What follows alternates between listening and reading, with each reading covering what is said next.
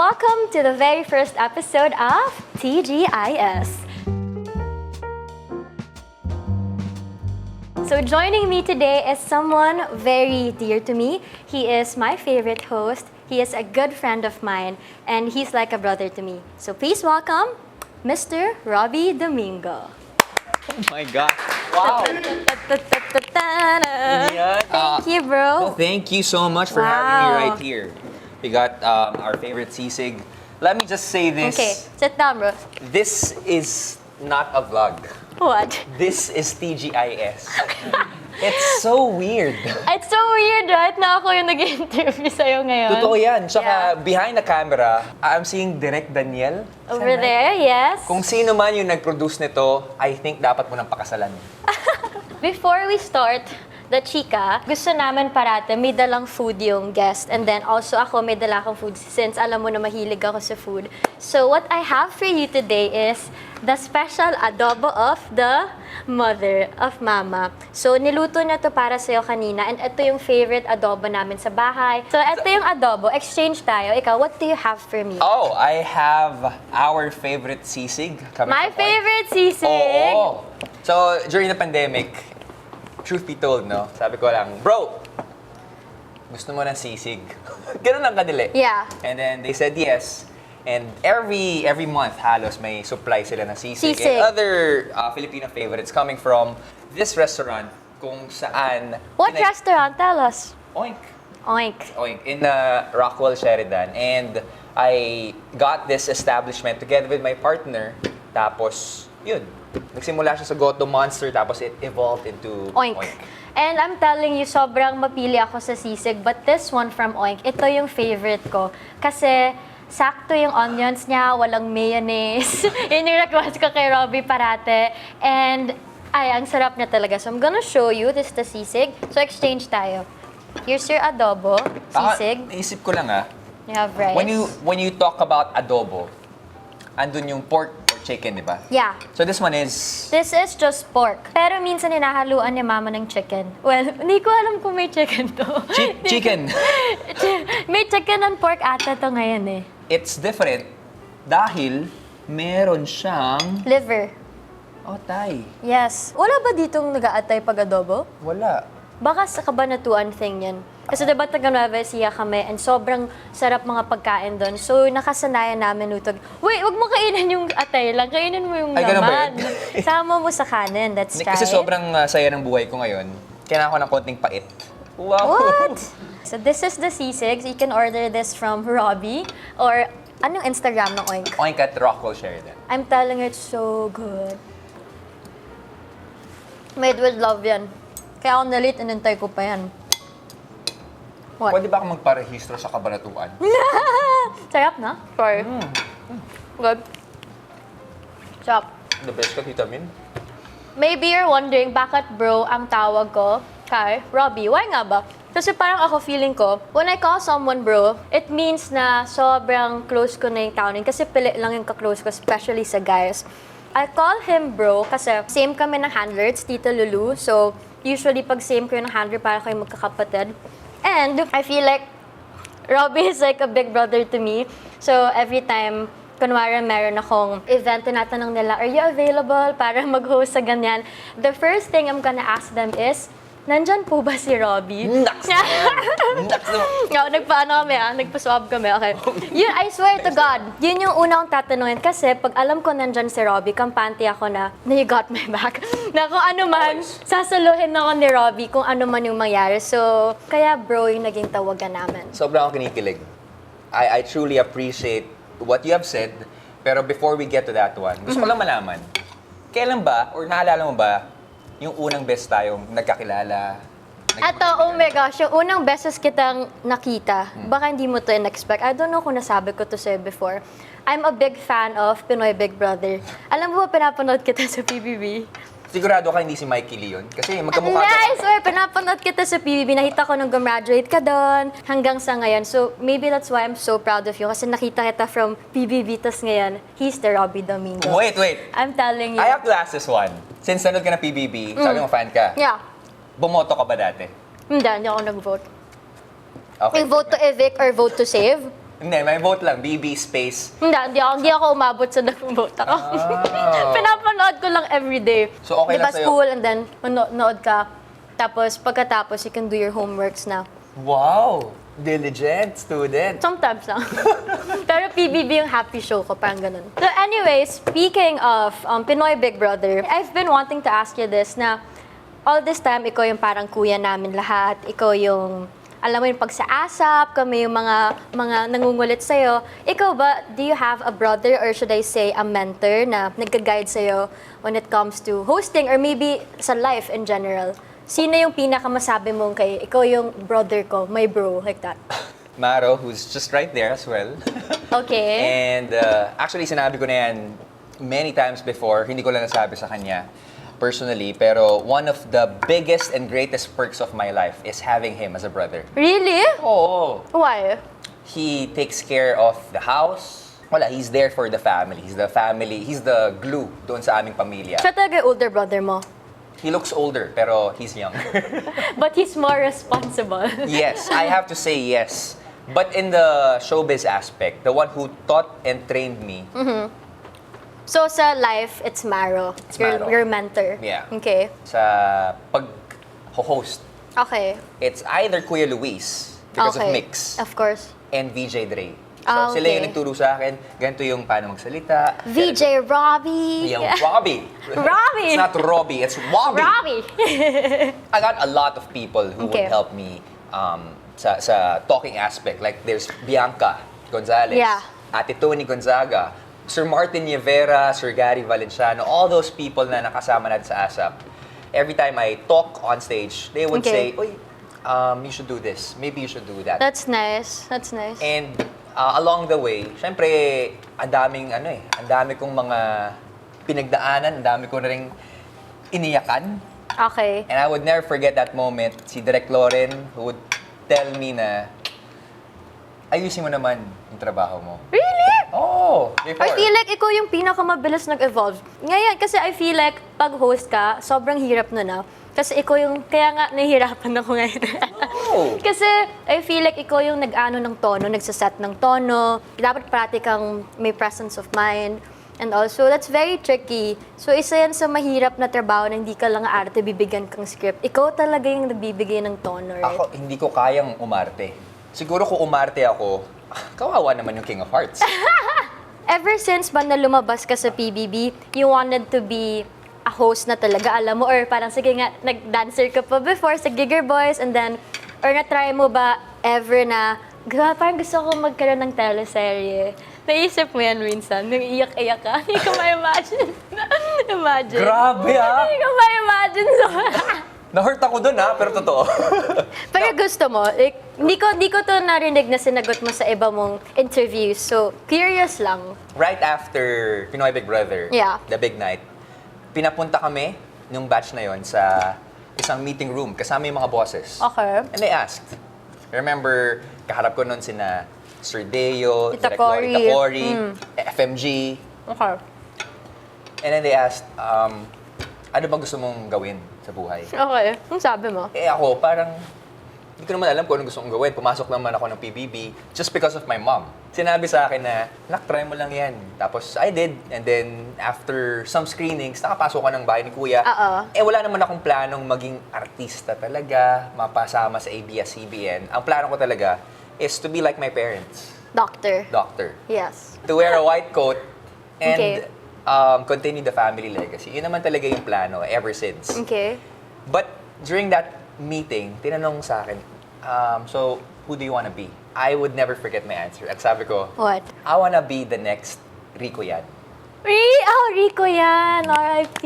So, ibig sabihin, if you wanted to be Rico yan, gusto mong umarte. Not hosting, definitely. Started out dun sa isang teleserye ni na Kim and Gerald na My Girl. Andun ka? Andun ako. Bro. Napanood mo yun yun? Oo, nanonood ako nun, pero di ko alala nandun ka. Exactly. Kaya nag-host ako ngayon. Dahil hindi ko Yun na yung turning point na, okay, it's not for me. Not for me talaga. One scene, oh my gosh. One scene, makikita ko si Nicole Ususeng na extra characters kami for Okay. My Girl. Nandun siya sa loob ng classroom And usually, actors sasabihin nung director, nakita mo yung kapatid or nakita mo yung crush mo sa isang Pumasok, classroom. oo. Ayaw mo pumasok. So, maybe the Robbie now would have that certain understanding na, kunyari ko, ito yung camera mo, titingin ka sa loob ng classroom. Yeah. Siguro, gagano ka, tapos, What? Okay. siguro ngayon, dati ang una kong ginawa, ito, Pumasok. pumasok yung si Nicole Uysuse. So, yun yung ginawa mo? Yan ang ginawa ko for the teleserye. Shit, nakakaya. Yun, Okay. yung sabi na, shit, puta na. After that, no more. It's not for me. Tsaka syempre, pag ikaw yung bago, and then pinasok ka sa ganyan, hindi mo naman alam kung paano yung kilusan, di ba? Pag sa Oo. set. So, baka na-overwhelm ka lang din. So, that's okay. Ako nga dati tumitingin pa ako sa camera. Naalala mo yung first scene mo? Yeah, kasi hindi ko alam na bawal pala tingnan yung lente ng camera, tapos tumitingin ako. Parang nasa TV ako. Ganun. Sa TV Patrol, uy. So, naman napagalitan ako kasi tinitingnan ko sa mismong lente, di ba sobrang bawal yan. So, yung sa'yo, mas ano pa yan Mas malala. Pero you made the right choice kasi now, ikaw na ang most in-demand host, can I just say? Robbie Domingo. Yung title na yon hindi naman siya pumupunta sa akin. Kasi I believe everyone can talk. Ako, every time I get to share the stage with you, sobrang saya ko kasi there's another personality na gusto kong makita ng mga kapamilya natin na, uy, si Catherine, sobrang kalog yan. And lately, because of the vlogs, because Yeah. of the events na ginagawa mo, and the interviews, lumalabas yung, not the Catherine we see na Queen of Arts but the Queen of Kalog. Oh, that's nice. Thank you. So, yun, kulit, kalog, at gutom, I guess. Go eat pa. Kasi ako, Yung I think- kanin niya wala, no? Kasi puro daldal ka, ako yung kumakain. Sorry. Actually, kaya ako ginawa yung Everyday Kath because I want people to see me behind the camera, alam mo yun, na parang ang daming, di nila alam yung nangyayari kung paano ako sa bahay. Like, eto, gusto ko makita nila yung mga interviewin ko as, alam, tao. Hindi yung nakita ka as the host, artista. And usually, ikaw yung nag-interview sa akin. So, I think never nangyari na ikaw yung tatanungin ko ng questions naman na, alam mo yun, parang as a friend, just talk to me. As a friend, Oo, as a friend. Got you. Yeah, hindi mahirap, promise. Game ka na ba? Game ka na ba? Oh, wow. Can you do it? 1, 2, 3, go. Game ka na ba? Game na. Okay. Let's talk about your love life. Oh. Kasi ikaw yung isa sa mga artistang kilala ko. Hindi ka masyado nagkukwento or nagpo-post about kay Mikey. But I super understand that kasi may mga ganun na you choose to be private when it comes to things like that, diba? So, paano kayo ni Mikey? Like, how many years na ba kayo? Oh, shoot. Ni Mikey? Siya, di mo bilang. 17 ba? Nakakaloka, di mo alam ilang 3 years years, kayo. 3 years. 3 years. 3 years, Okay. final answer, sure na. Sure na? Okay, kasa na yan. Kasa. So anyway, yung kay Mikey, I saw your post on Instagram na nag-birthday siya recently. So, pandemic nga ngayon, and alam ko naman natin lahat na hindi tayo nakaka-celebrate kung paano natin siya pinlano. Paano niyo celebrate yung birthday niya? Instead of me going to her house, yun yung initial plan, I sent cakes and steaks. Ay, hindi kayo nakita sa birthday niya? Why? Kasi may quarantine protocols yung ABS ngayon na pag lumabas ka, you have to be honest, no? Kasi kailangan mo Agree. sabihin kung saan ka galing. It's your responsibility. Eh, during those moments, meron Naka-quarantine akong- ka? Oo, ASAP and game ka na ba? I even asked her, Mikes, punta ako dyan. Secret na lang natin. Sabi niya, uy, ano ka ba? Wag na. Pero in Okay. English. In Oh, English. paano? Oh, no more. It's okay. It's okay, no more, babe. no more, no Okay. more na. But Ang bait naman yun, no? That's the best thing about Mike. Yeah. She understands and she gets the bigger picture of things. Yeah. And one kind of weird story about Mike's. At nasabi naman namin yan sa isa't isa. Initially, hindi namin type yung isa't isa. Ah, talaga? Hindi naman ako, mahilig ako sa chinita. Kaya nga, Mahilig ka sa Chinita girls? pag nakikita ko Pero si... Chinita si Mikey, di ba? Hindi masyado. Tapos super gusto ko yung teeth ni Mikey, alam mo yun? Ang puti. Ang ganda.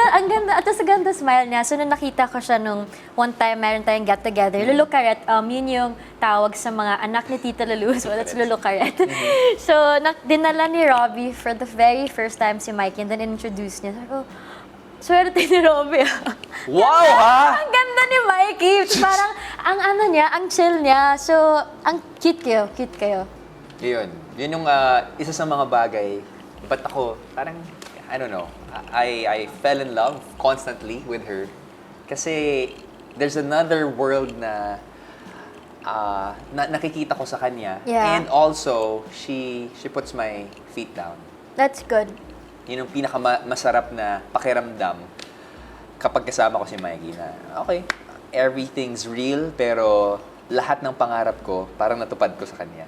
Sobrang supportive niya. Oo. At saka ang hirap niya, hindi lahat nag-work na showbiz couple. Katniel lang. Tapos yung iba naman na sa showbiz, pinipili nila na non-showbiz yung makasama nila just to balance everything. Ang paniniwala ko, love is serendipitous. Kapag dumating yung tamang tao sa tamang panahon, for me, yun yung perfect love.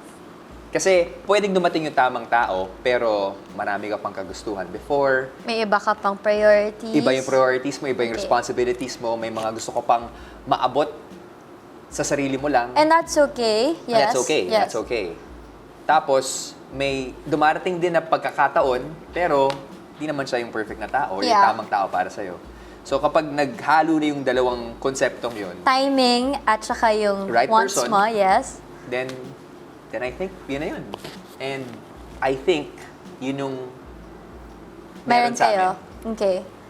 So I guess hindi selosa si Mikey kasi nga Sobra. selosa siya? Sobra. Really? Oo. Ikaw ba seloso ka? Oo. Really? Di ko na-expect. Ay, dati may pagkakataon. Okay, share ko lang. Dati may pagkakataon na kasi close siya sa kanyang circle of friends na andun yung mga exes niya. Ah, okay. Oh And my then, God, when hirap nun, di ko sobra. kaya. Parang pag si DJ, pag ex, wala, right? Hindi pwede. Pero sa ibang relationship, actually, kaya nila yun na makipagkaibigan sa ex nila. Ako siguro hindi ko kaya. Halata sa'yo. Alam mo bakit? Kasi selosa ako.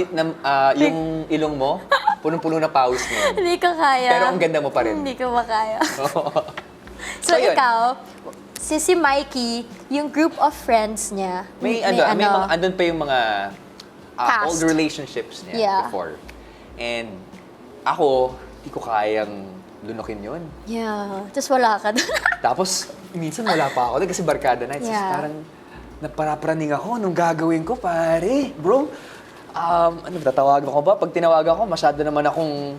Parang feel mo, Nag-control. sinasakal mo siya. Yeah. Oo. So, ang iniisip ko na lang, pabayaan ko na lang. Pabayaan na lang kita kasi maliban sa trust kita, Okay. kapag may ginawa ka mali, ang repercussions, alam mo naman.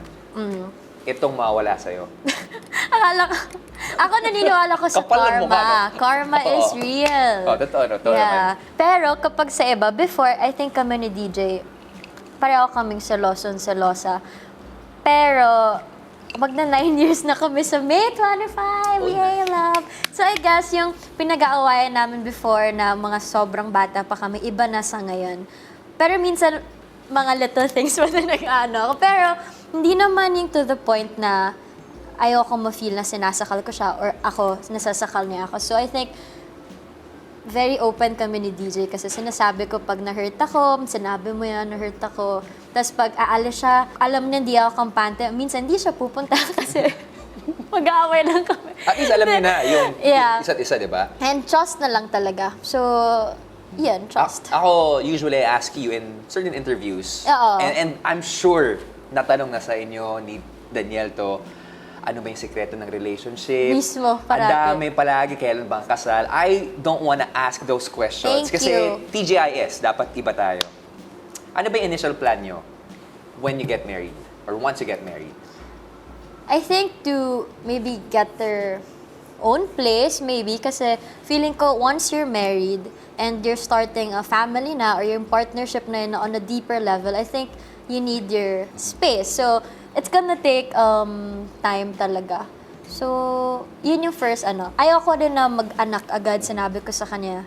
Kasi gusto ko enjoy muna namin, tapos di kami naka-travel ngayon, so yun yung gagawin. And then once we're ready, no pressure naman na mag-baby agad after.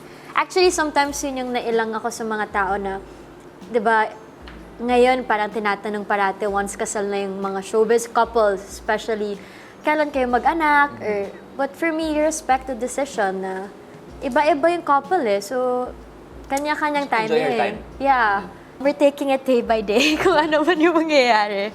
Kayo ba? Anong plan nyo? Like kayo ni Mikey. Wow! Galing! Back to you! To you, Ah. you think pag kayo, let's say parang 3 years from now and then you decided to propose, so propose kayo, syempre napag-usapan niya ni Mikey na meron pa ba siyang priority na iba munang dreams niya before this or...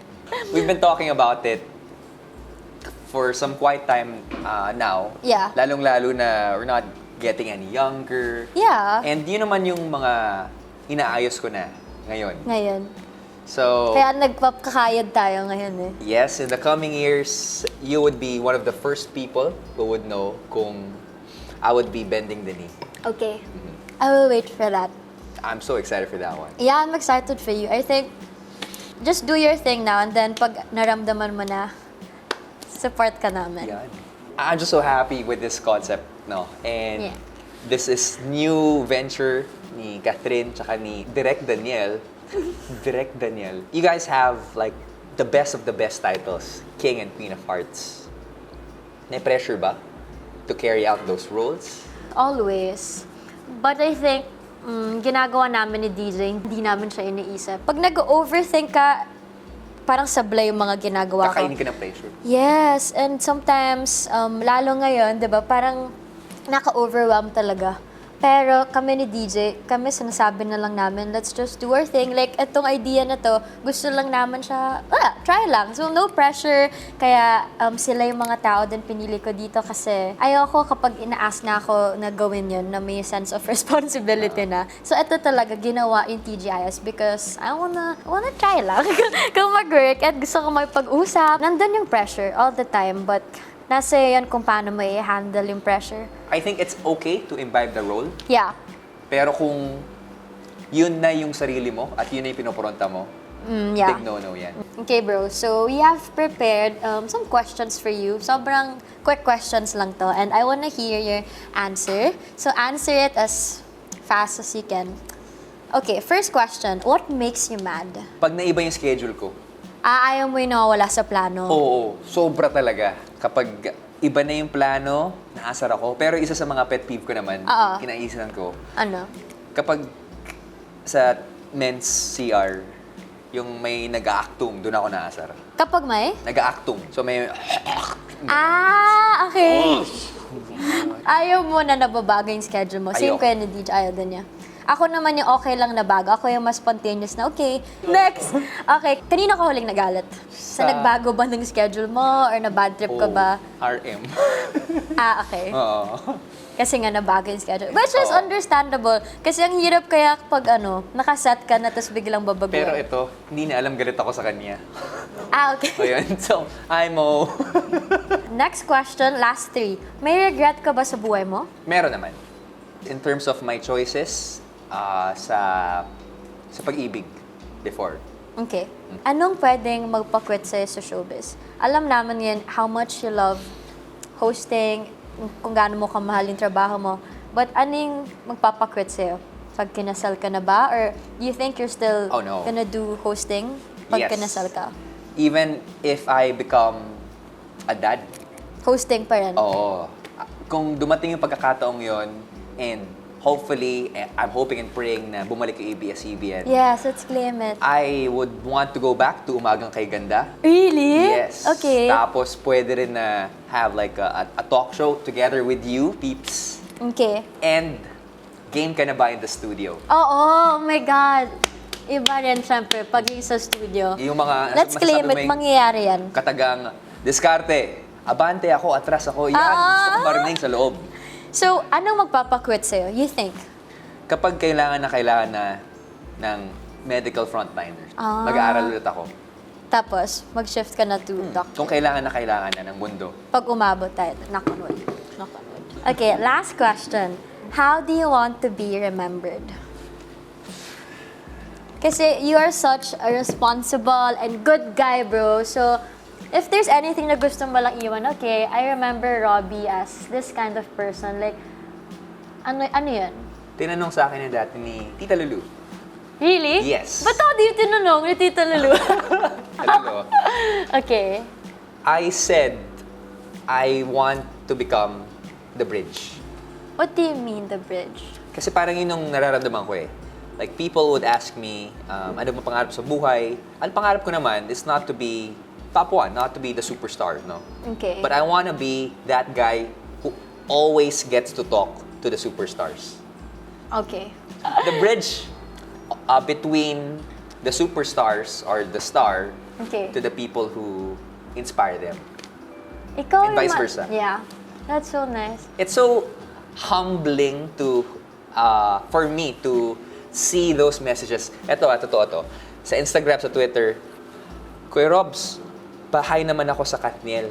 Kuya Robs, pahay naman ako kay ganyan. Pahay naman ako. Pinapadaan sa'yo, yeah. Oo. Before, sabi ko, ano ba ako? Atelus ba ako? Ba't ganun? Aha. Kuya, dito ba ako? Hindi naman, no? Pero pag nakikita ko yung mga mensaheng yun ngayon, I think, I feel happy with my spot. I Okay. feel so happy.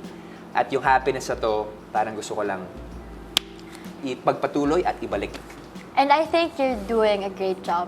Kasi tingnan mo, lahat kami, there's something about you na sasabihan ka namin, or hingi, kahit nga si mama humingi sa'yo ng opinions or suggestions, at hindi yan hindi lahat yun ginagawa namin sa ibang tao. And I think there's something about your vibe and kung paano ka na, parang mag-open up lang sa'yo bigla yung tao and then tutulungan mo sila. I think it's because of your authenticity and very very honest. So I admire you for that. So keep it up. Ikaw talaga yung bridge ng lahat. Thank you. Yeah. Kat, pautang. So yun na bro, those are my questions. Thank you. Thank Tapos you. na tayo. Sobra akong natutuwa and na-excite for the future people who would be, part of this Thank TGIS. you. Sino po gusto mag-guess? Comment down below. Oo. And so I'm very happy na yung first episode ikaw. Alam mo naman na kinakabahan na kanina, but we did it. With Kat, anything is possible dito sa TGIS. Okay. So anyway, may tradition kami dito sa TGIS na for every guest, magpipicture tayo of the Polaroid right behind you. Oh, nice. And then, lalagay natin dito sa board natin. So, you're the first guest! Yahoo! Okay. 1, 2, 3. Yay! Thank you, bro! So, that's it! Bro, thank you again Thank you, for thank you. joining me and for saying yes right away. All the time. Thank you. And sa lahat ng sumama sa amin today, maraming salamat for all the support. I hope you enjoyed this episode of TGIS and I will see you on the next one. Bye!